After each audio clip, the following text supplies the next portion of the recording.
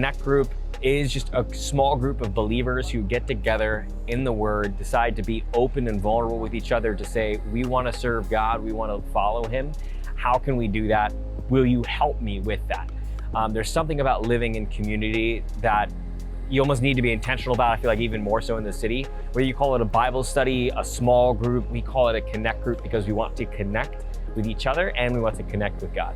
It's a great way to be able to meet new people in the community, to be able to connect on a more regular basis outside of a Sunday morning church. It's more getting to know you and what's going on in your life, whether we're celebrating that you got a new job or that you had a new baby, or we're going through it with you when you lose a loved one.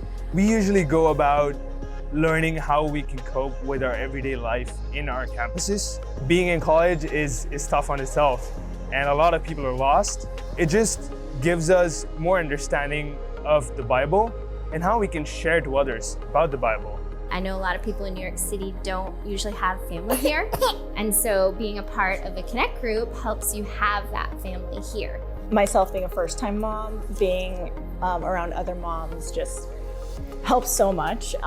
Internally support, to get prayer, and just to learn, the tips and tricks of how to survive daily motherhood. In some Connect groups, you're with people that you're not even like. You're not even in the same stage of life, but yet you get to glean from their life. They might be further ahead than you, or they might even be behind you and they're gleaning from you.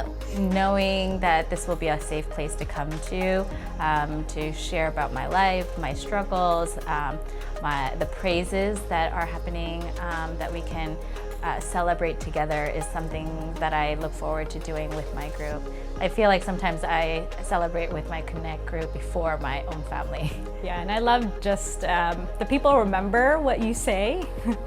So coming every week, they touch base with you. They remember what you had said in the previous weeks, and they touch base and they ask questions. So it's not just your shallow relationships. We're really digging in with one another and making sure that we're lifting each other up.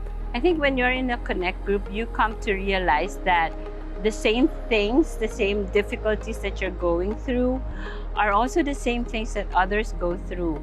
And when you hear other people or other couples that are able to make it through those difficult times, it just gives you hope to press on and to keep fighting. At one point, the Connect group might end. The time is not good. People moved away or something. But nevertheless, a lot of those relationships that were formed within the Connect group have continued on. Jesus was part of a Connect group.